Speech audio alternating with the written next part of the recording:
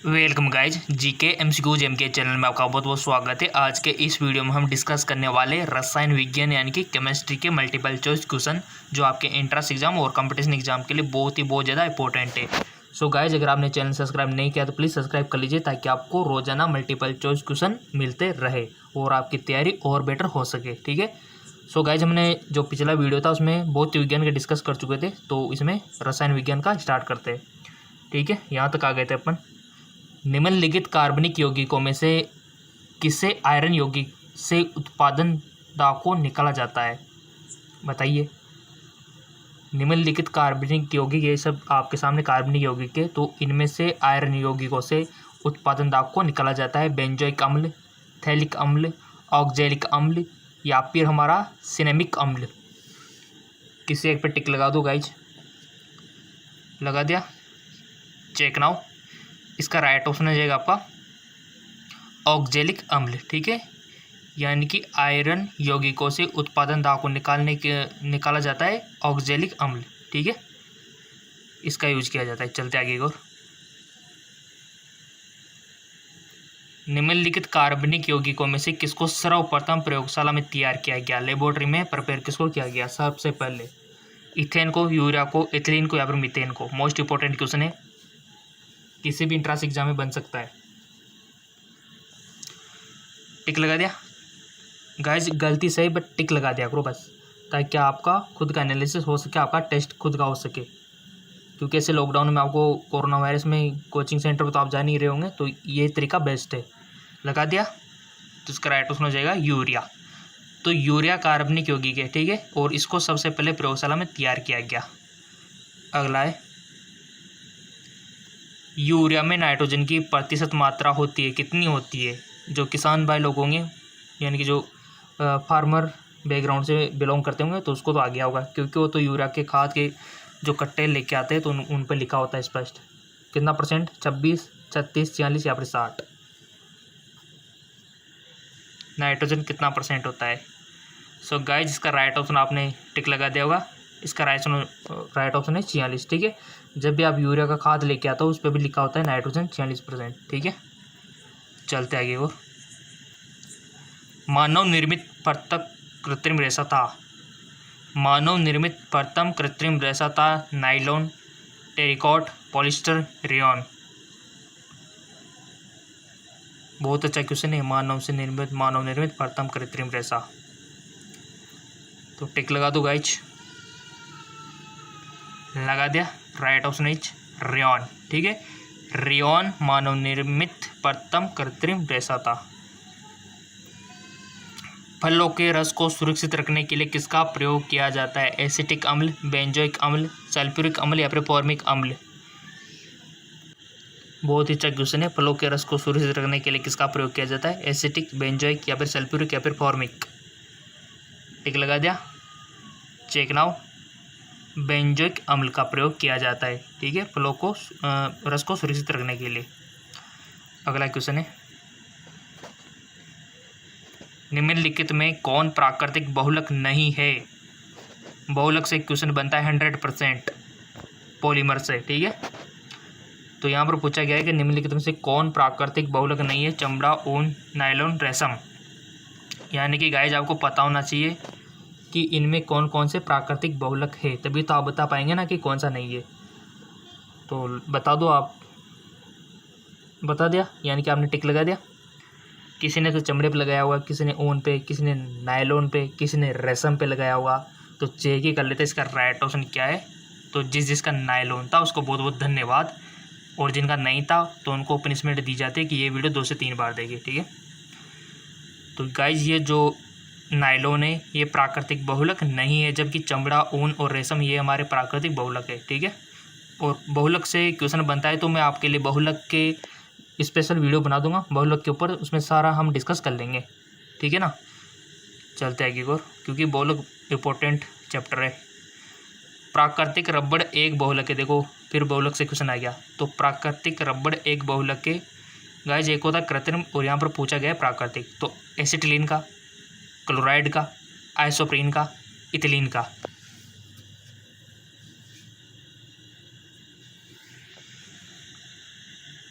टिक लगा दिया। किसी ने तो एसिटिलीन पे, किसी ने क्लोराइड पे लगाया होगा, किसी ने आइसोप्रीन पे, किसी ने इथिलीन पे। तो चेक ही कर लेते इसका राइट ऑप्शन क्या होगा। तो आइसोप्रीन इसका राइट ऑप्शन हो जाएगा, ठीक है, क्योंकि आइसोप्रीन का ही बहुलक है। और जिसका राइट ऑप्शन था बहुत बहुत धन्यवाद। अगर राइट ऑप्शन था तो समझो आपकी कंडीशन बहुत अच्छी है, ठीक है, आप ज़रूर इंट्रांस क्रैक कर लोगे। चलते आगे को। बहुत सारे हमारे पास आपको पता है पीवीसी भी है, उधर भी बहुत सारी चीज़ें हैं जिनका एक लगे इकाइयाँ और किससे मिलकर बना होता है बोलो कि आपको पता होनी चाहिए। फूड प्रोसेसिंग हेतु प्रयुक्त होता है एसिटिक अम्ल, फॉर्मिक अम्ल, सल्फ्यूरिक अम्ल या फिर बेंजोइक अम्ल। फूड प्रोसेसिंग टिक लगा दो। लगा दिया, चेक ना हो। इसका राइट ऑप्शन हो जाएगा आपका बेंजोइक अम्ल। बेंजोइक अम्ल फूड प्रोसेसिंग हेतु प्रयोग होता है। अगला क्वेश्चन, नेचुरल फॉर्म में रबड़ किस रूप में होता है। बहुत ही अच्छा क्वेश्चन। गोंद, लॉ, लेटेक्स, रेंजिन। प्राकृतिक फॉर्म में रबड़ किस रूप में होता है। टिक लगा दिया, चेक ना हो। इसका राइट ऑप्शन हो जाएगा लेटेक्स, ठीक है। तो ये लेटेक्स फॉर्म में होता है, ठीक है, नेचुरल फॉर्म में। अगला क्वेश्चन है, अधिक मात्रा में इथाइल एल्कोहल का सेवन करने पर बुरा प्रभाव पड़ता है किडनी पे, आंत पे, हृदय पर, लीवर पर। बहुत अच्छा क्वेश्चन। लगा दिया होगा टिक आपने, तो चेक ना हो लीवर पे, ठीक है। यानी कि जो ज़्यादा एल्कोहल का यूज करते हैं उनमें लीवर डैमेज होने के चांसेस बहुत ज़्यादा होते हैं। और इसमें लीवर पे अटैक करता है एल्कोहल। और लीवर हमारे जो राइट साइड में होता है पेट के, सबको पता है, ठीक है। साइड भी पता रखने की लीवर कहाँ होता है। और लीवर हमारे जो बॉडी की सबसे बड़ी ग्रंथि है, ठीक है। तो ये बहुत अच्छा। और इसका काम क्या है, पीत रस, सब जानते हैं पीत रस का ये सिक्रेशन करता है, ठीक है। पीत रस का स्राव कौन करता है, यकृत करता है, ठीक है। और हानिकारक अमोनिया को यूरिया में कौन बदलता है, यकृत बदलता है। सो गाइज, कहने का मतलब सीधा है कि यूरिया का फंक्शन आपको पता होना चाहिए, ठीक है। यहाँ से क्वेश्चन लीवर आया तो मैं आपको बता रहा हूँ, यकृत से क्वेश्चन बनते हैं बहुत सारे। और यकृत को थोड़ा सा आपको पता है कि अगर थोड़ा सा काट भी दिया जाए ना तो ये वापस इसको रिकवर करने का क्षमता रखता है, ये भी आपको याद होना चाहिए। तो आपको बिल्कुल फिक्र नहीं करनी है, जितने भी ऑर्गन है उसके ऊपर भी मैं वीडियो बना दूंगा एक चैप्टर वाइज, ठीक है। जैसे कि हमारा गुर्दे हो गए, अमाशय हो गया, प्रजनन तंत्र हो गया, श्वसन तंत्र हो गया, पाचन तंत्र हो गया, उसमें लीवर भी आ जाएगा, ठीक है। तो इसके ऊपर आप सब गाइज जेके लोन, हमारा जो जीके एमसीक्यूज हो गया, जेके लोन जॉब पर तो इंग्लिश और हिंदी दोनों पे मिलते हैं। और हमारा जीके एमसीक्यूज एम के चैनल पर आपको हिंदी मीडियम में मिलता है, ठीक है। और जो जेके लोन जॉब है वहाँ पर इंग्लिश मीडियम में भी आपको मिलता है, तो दोनों के लिए बेस्ट है। सो यहाँ पर हमारा लीवर ऑप्शन हो जाएगा, ये इस पर अटैक करता है एल्कोहल। चलते आगे को। अगला क्वेश्चन है आपका, विश्व में खनन किया जाने वाला अधिकांश कोयला होता है लिग्नाइट, एंथ्रासाइड, पीट, बिटुमिनस। सो गाइज, इसका राइट ऑप्शन हो जाएगा बिटुमिनस। खनन किया जाने वाला अधिकांश कोयला होता है। मोटर कारों के धुओं में कैंसर उत्पन्न करने वाली गैस होती है carbon monoxide, hydrocarbon, carbon dioxide, इनमें से कोई नहीं। लगा दिया टिक, चेक नाउ। कार्बन मोनोऑक्साइड, जो कि बहुत ही जहरीली गैस है गाइज, कार्बन मोनोऑक्साइड। ये हमारे श्वसन तंत्र के थ्रू हमारे फेफड़ों में पहुंच जाती है, ठीक है। और फेफड़ों में पहुंच के सिंपल सी बात है, वायुकुपिका के थ्रू हमारे ब्लड वाहिनियों में इंटर मार जाती है। ब्लड में आके क्या करेगी, हीमोग्लोबिन पे सीधा अटैक करेगी। अगर ये हीमोग्लोबिन के साथ कंबाइन हो गई तो सिंपल सी बात है कि बॉडी को ऑक्सीजन नहीं मिल पाएगी, मृत्यु भी हो सकती है, ठीक है। तो इस गैस से बच के रहना जरा, कार्बन मोनोऑक्साइड से। कार्बन डाइऑक्साइड से भी खतरनाक है, ठीक है। तो ये मोटर कार जो आपके वाहन होते हैं ना, उनके धुएं से उत्पन्न होती है। तभी तो बोलते हैं कि ज़्यादा से ज़्यादा वृक्ष लगाओ ताकि वो इनका ऑब्जर्व कर ले। चलते आगे एक और। वाहनों से निकलने वाली प्रदूषित गैस मुख्यतः कौन से? सिंपल सा क्वेश्चन है, अभी तो पढ़ के आए, सबको आ गया वो बच्चा वाला क्वेश्चन है। Carbon monoxide. निम्नलिखित में से कौन सी गैस वायु को सबसे अधिक प्रदूषित करती है? बहुत अच्छा क्वेश्चन है। क्या सल्फर डाइऑक्साइड करती है, कार्बन डाइऑक्साइड, या फिर नाइट्रोजन ऑक्साइड, या फिर कार्बन मोनोऑक्साइड? कौन सी गैस है जो सबसे ज़्यादा हमारे एयर को प्रदूषित करती है? Air pollution. तो आपको टिक लगाना है किसी एक पे। गाइस टिक इसलिए लगवाता हूँ ताकि आपको जो भी गलतियाँ करनी ना यहीं पर ही करो आप।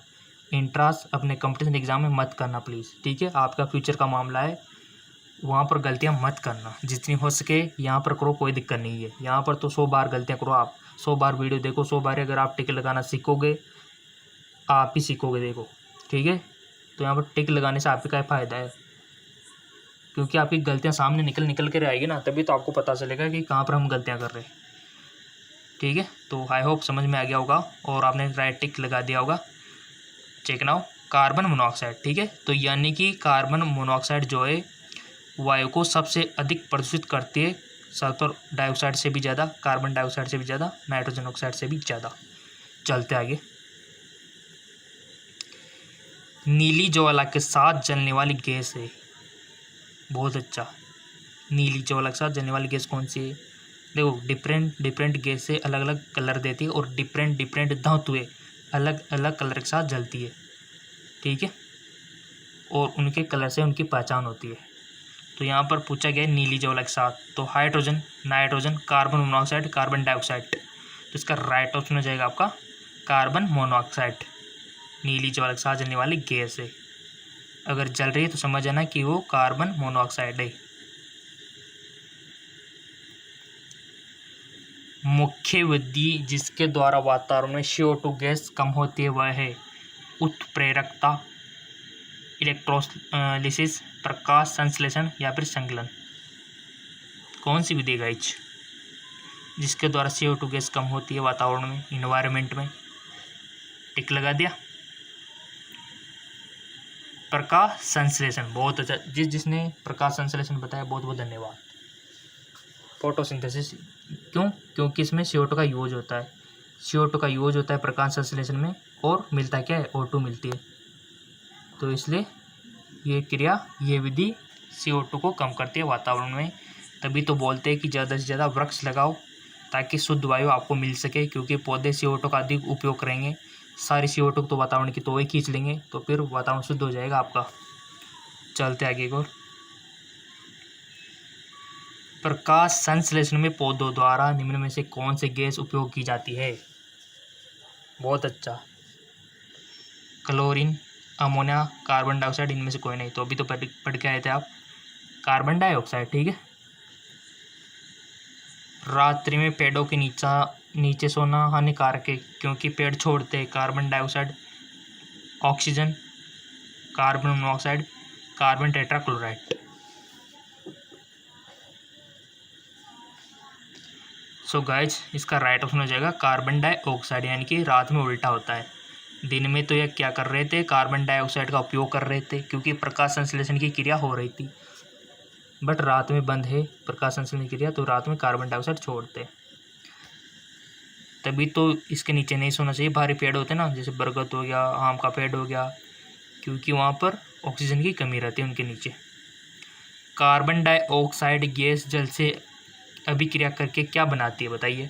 कार्बोनिल अम्ल, कार्बोमिक अम्ल, सल्फ्यूरिक अम्ल, या फिर कार्बोनिलिक अम्ल। कार्बन डाइऑक्साइड गैस जल के साथ अभिक्रिया, अगर आपको क्रिया करानी आती है तो आप इजीली बता दोगे। सो इसका राइट ऑप्शन हो जाएगा आपका कार्बोनिल अम्ल। क्या बनाता है? कार्बोनिक अम्ल बनाता है, ठीक है? अगला क्वेश्चन है आपका, सोडा वाटर में प्रयुक्त गैस है CO2, SO2, ऑक्सीजन, या फिर अमोनिया। तो गाइस इसका राइट ऑप्शन हो जाएगा आपका CO2, ठीक है? चलते आगे को। अगला क्वेश्चन है, न्यूट्रिनो के खोज करता है पाउली, एंडरसन, गोल्डस्टीन, युकावा। टिक लगा दिया होगा आपने, लगा दिया करो गाइज, बार बार करने की जरूरत नहीं होनी चाहिए क्योंकि समझदार हो आप खुद। तो राइट ऑप्शन पाउली। मेसॉन के खोज करता है चैडविक, थॉमसन, युकाव, इनमें से कोई नहीं। सो इसका राइट ऑप्शन हो जाएगा युकाव। अगला क्वेश्चन, किसी तत्व के परमाणु की दूसरी कक्षा में इलेक्ट्रॉन की अधिकतम संख्या कितनी हो सकती है? 8, 16, 32, इनमें से कोई नहीं। दूसरी कक्षा में पूछा है मैक्सिमम कितनी हो सकती है। सो गाइस इसका राइट आंसर हो जाएगा आपका 8। ठीक है। कार्बन का परमाणु क्रमांक 6 तथा परमाणु भार 12 है। इसके नाभिक में कितने प्रोटॉन है बताइए? 12, 18, 6, 2।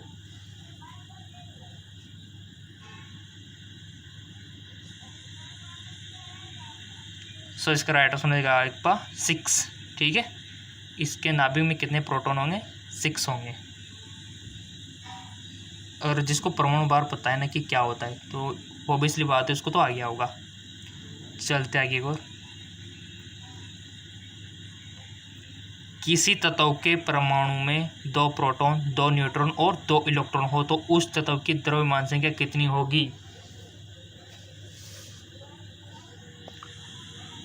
प्रोटॉन भी 2 है, न्यूट्रॉन भी 2 है और इलेक्ट्रॉन भी 2 ही है, तो आपको द्रव्यमान संख्या बतानी है।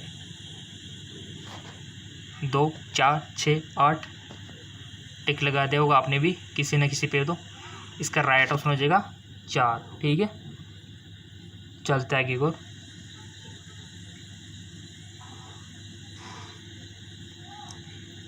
रेडियो कार्बन डेटिंग में किसका निर्धारण होता है? मानव की आयु, धातुओं की शुद्धता, जीवाश्म की आयु, शरीर की बीमारी। रेडियो कार्बन डेटिंग में किसका निर्धारण होता है? सो इसका राइट ऑप्शन हो जाएगा आपका जीवाश्म की आयु। ठीक है। जीवाश्म की आयु कार्बन डेटिंग से डिसाइड की जाती है, निर्धारित की जाती है। नाभिक से निकलने वाले विकिरणों से किसकी वेदन क्षमता सर्वाधिक होती है? गामा की, बीटा की, अल्फा की, इनमें से कोई नहीं। नाभिक से निकलने वाली विकिरणों में किसकी वेदन क्षमता सर्वाधिक होती है?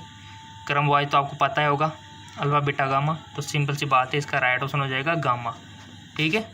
यानी कि आपकी अल्फा थोड़ी सी कमज़ोर होती है, बीटा थोड़ी सी ज़्यादा होती है और गामा सर्वाधिक होती है। चलते आगे की ओर,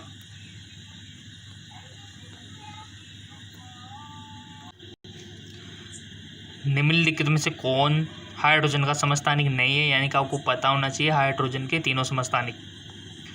तो नहीं ये पूछा है यहाँ, प्रोटियम, ट्राइटियम, इट्रियम, इनमें से कोई नहीं। तो गाइस ये तो सबको आना चाहिए, सिंपल सा क्वेश्चन है और मोस्ट इम्पोर्टेंट है साथ में। सो इसका राइट ऑप्शन हो जाएगा आपका इट्रियम। ठीक है, ये नहीं है। चलते आगे को, संभारिक में किसकी संख्या समान होती है? संभारिक और समस्थानिक दोनों आपको पता होना चाहिए। तो यहाँ पर संभारिक के बारे में पूछा है, तो इसमें किसकी संख्या समान होती है? न्यूट्रॉन की, न्यूक्लियन की, प्रोटॉन की, इलेक्ट्रॉन की। सो इसका राइट ऑप्शन हो जाएगा, टिक तो लगा दिया होगा आपने वैसे क्योंकि इंटेलिजेंट हो आप। तो इसका राइट ऑप्शन हो जाएगा न्यूक्लियंस की। ठीक है, संभारिक में न्यूक्लियंस की संख्या सेम होती है। अगला है, खाना बनाने में प्रयोग की जाने वाली गैस मुख्यतः है इथेन, मीथेन, ब्यूटेन, प्रोपेन। खाना बनाने में प्रयोग की जाने वाली गैस, तो इसका राइट ऑप्शन हो जाएगा आपका मीथेन। ठीक है, चलते आगे की ओर। अगला क्वेश्चन है आपका, प्रथम विश्व युद्ध में निम्नलिखित में से किस एक का रासायनिक आयुध के रूप में उपयोग किया गया था? Mustard gas, hydrogen cyanide, carbon monoxide, इनमें से कोई नहीं। सो इसका राइट ऑप्शन हो जाएगा आपका मस्टर्ड गैस, बहुत अच्छा क्वेश्चन था। जल में विलय है, ethyl alcohol, chloroform, carbon dioxide, carbon tetrachloride. जल में विलय है यानी कि 3 चीज़ें तो अविलय वाली दी हुई है, ठीक है। तो आपको बताना है सही आंसर इसका। टिक तो लगा लिया होगा आपने। इसका राइट ऑप्शन हो जाएगा आपका इथाइल एल्कोहल जल में विलय है, ठीक है, और बाकी के नहीं है।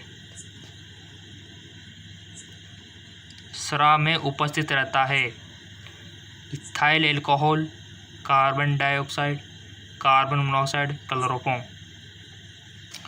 सो इसका राइट ऑप्शन हो जाएगा इथाइल एल्कोहल होता है, जो कि काशी की दवाई में भी आपने देखा होगा, काशी की दवाई में प्रेजेंट होता है एल्कोहल। कम मात्रा में होता है, इतना नहीं होता। स्थिर ताप पर किसी गैस का दाब तिगुना कर देने पर उसका आयतन हो जाएगा। स्थिर टेम्परेचर पर किसी गैस का प्रेशर तिगुना कर देने पर उसका आयतन हो जाएगा। वॉल्यूम पे क्या इफेक्ट पड़ेगा यार, तिगुना होएगा, तिहाई, आधा, चौथाई।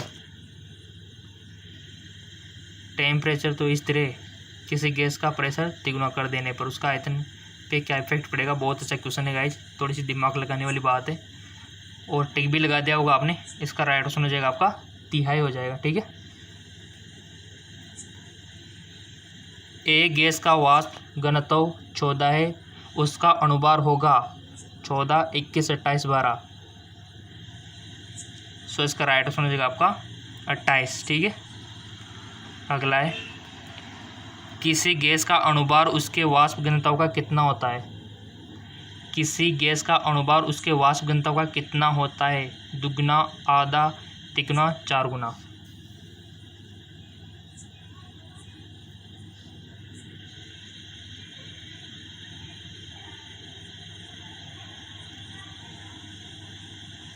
सो इसका राइट ऑप्शन हो जाएगा दुगुना। जिसका सही था बहुत बहुत धन्यवाद। ऐसे ही क्वेश्चन आएंगे आपका, देखना। गैसों के विसरण हेतु आवश्यक शर्त है कि उनके बीच रासायनिक प्रतिक्रिया संभव हो, संभव न हो, धीमी हो, तेज हो। सो इसका राइट ऑप्शन हो जाएगा आपका संभव न हो, ठीक है। अगला है, निम्नलिखित रासायनिक तत्वों में किस एक तत्व की अपनी सभी यौगिकों में ऑक्सीजन अवस्था समान होते हैं। Carbon, hydrogen, fluorine, oxygen. रासायनिक तत्वों में से किसी एक तत्व की अपनी सभी यौगिकों में ऑक्सीजन अवस्था समान होती है। बहुत अच्छा क्वेश्चन है और लगभग आप सभी को आ गया होगा। Check now. इसका राइट ऑप्शन हो जाएगा फ्लोरीन। अगला है, गैसों के विसरण का नियम किसने प्रतिपादित किया। गैसों के विसरण का नियम किसने प्रतिपादित किया। बॉयल, राम, चार्ल्स, इनमें से कोई नहीं।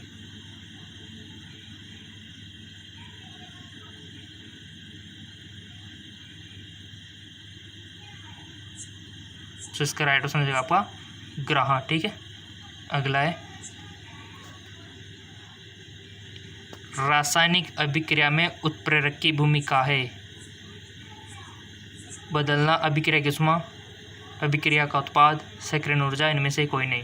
रासायनिक अभिक्रिया में उत्प्रेरक की भूमिका आपको बतानी है। सो इसका राइट ऑप्शन हो जाएगा सक्रियण ऊर्जा। चलते आगे को। नेक्स्ट क्वेश्चन है, पेट्रोल से लगने वाले आग के लिए किस प्रकार के अग्निशामक का प्रयोग किया जाता है। झाग वाला, पाउडर वाला, सोडा अम्ल वाला, या फिर ये सभी। देखो गाइस, आपको पता है कि बिजली में अलग मटेरियल यूज किया जाता है आग बुझाने के लिए, तेल में लगी आग के लिए अलग चीज़ का, ठीक है, पेट्रोल में अलग, ठीक है, हर जगह अलग मटेरियल का यूज किया जाता है। सो इसका राइट ऑप्शन हो जाएगा झाग वाला, ठीक है। चलते आगे को। सोडियम के टुकड़े को यदि पानी में डाल दिया जाए तो क्या होगा। डूब जाएगा, धुआं देगा, तैरता हुआ जलने लगेगा, या फिर तैरता रहेगा। सो इसका राइट ऑप्शन हो जाएगा आपका तैरता हुआ जलने लगेगा, क्योंकि ये बहुत ही क्रियाशील होता है, इसीलिए इसको किस में रखा जाता है, केरोसिन में डुबो के रखा जाता है। पानी में तो क्रिया करके जलने लगता है। अगला है, आजकल सड़क की रोशनी में पीले लैंप बोई यात्रा में प्रयुक्त होते हैं। इन लैंपों से निम्नलिखित किसका उपयोग करते हैं? Sodium, nitrogen, hydrogen, neon. तो इसका राइट ऑप्शन हो जाएगा सोडियम। चलते आगे को। शून्य समूह में रखे गए तत्व किस नाम से जाने जाते हैं? हेलोजन, मर्दा धातु, सार धातु, निष्क्रिय तत्व। शून्य समूह में रखे गए तत्व किस नाम से जाने जाते हैं? तो इसका राइट ऑप्शन हो जाएगा आपका निष्क्रिय तत्व। ठीक है, अगला क्वेश्चन है, लोहे का शुद्धतम रूप है? स्टील, स्टेनलेस स्टील, डलवा लोहा, पिटवा लोहा। शुद्धतम रूप लोहे का, तो इसका राइट ऑप्शन हो जाएगा आपका पिटवा लोहा। चलते आगे को। लोहे को इस्पात में बदलने के लिए कौन सी धातु मिलाई जाती है? तांगा, कैडमियम, निकिल, मैग्नीज। लोहे को इस्पात में बदलने के लिए, सो इसका राइट ऑप्शन हो जाएगा निकिल। ठीक है, बहुत अच्छे क्वेश्चन है गाइज। स्टील को कठोरता प्रदान करने के लिए मिलाई जाती है मैग्नीज की मात्रा, कार्बन की मात्रा, सिलिकॉन की मात्रा, क्रोमियम की मात्रा।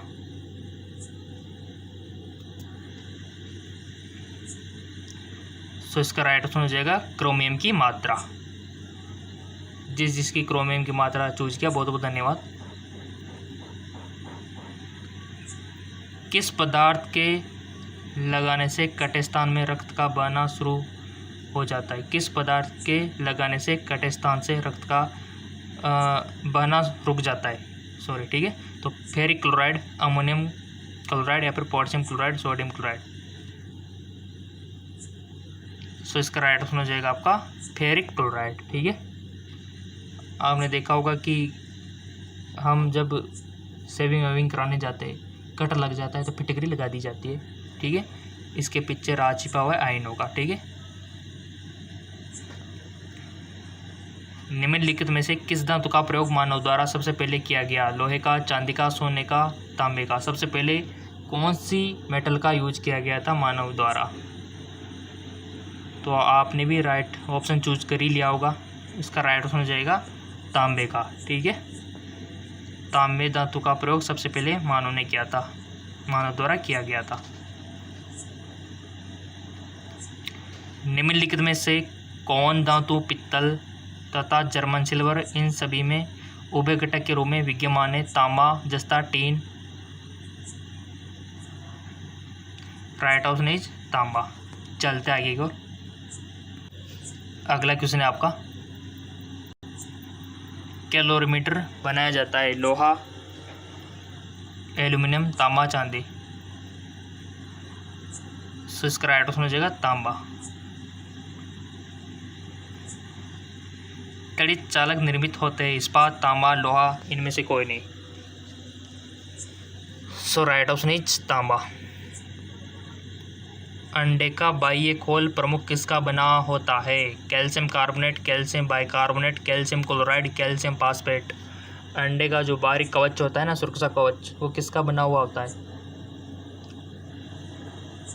आपने भी राइट ऑप्शन पर टिक लगा दिया होगा। इसका राइट ऑप्शन हो जाएगा आपका कैल्शियम कार्बोनेट। ठीक है, इसका बना हुआ होता है कैल्शियम कार्बोनेट का, तभी तो बहुत कठोर होता है ना वो। वायु में थोड़ी देर रखने पर किसी धातु के ऊपर हरे रंग की बेसिक कार्बोनेट की परत जम जाती है। धातु है निकिल, तांबा, जस्ता, चांदी। तो इसका राइट ऑप्शन हो जाएगा आपका तांबा। अगला है, नमकीन पानी लोहे के पाइपों को जंग लगाकर चटका देते, इस प्रक्रिया को क्या कहते हैं? उपचयन, विघटन, अपकर्षण या फिर संसारण। Right option संसारण।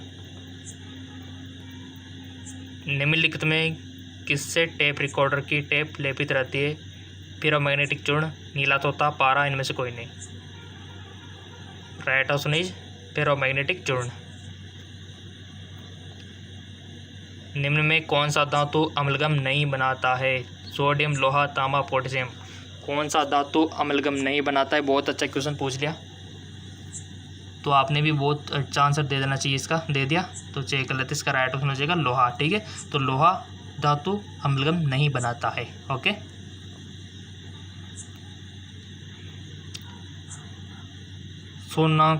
सोना को कठोर बनाने के लिए उसमें क्या मिलाया जाता है? निकिल, लोहा, सीसा, तांबा। देखो शुद्ध सोना तो बहुत ही लचीला होता है, तो उसका तो कुछ नहीं बनाया जा सकता, बट उसमें कुछ मिला के कुछ बनाया जा सकता है। तो कुछ उसमें क्या मिलाया जाता है? तो राइट ऑप्शन इज तांबा मिलाया जाता है। ठीक है, शुद्ध सोना होता है कितना कैरेट होता है? 18, 20, 21, 24। बचपन से पढ़ते आ रहोगे ना आप शुद्ध सोना। तो इसका राइट ऑप्शन हो जाएगा आपका 24 कैरेट। चलते आगे को। पारा का निष्कर्षण किया जाता है। पारा का निष्कर्षण किया जाता है गेलना से, पायरोलुसाइड से, सिनेबार से, प्रोबॉक्साइड से। पारा जो होता है ना उसका निष्कर्षण किया जाता है, किससे किया जाता है? तो इसका राइट ऑप्शन हो जाएगा आपका सिनेबार से। ठीक है, सो हमारा ये सिनेबार हो गया राइट ऑप्शन। चलते आगे को। अगला क्वेश्चन है आपका, निम्न में कौन एक द्रव धातु है? Sodium, mercury, lithium, barium. द्रव धातु, गाइस धातु है लेकिन द्रव है, देख लो।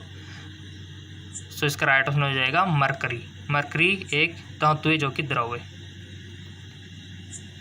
निम्न में से कौन सामान्य ताप पर द्रव है? सीसा, टीन, निकल, पारा। सो इसका राइट ऑप्शन हो जाएगा पारा।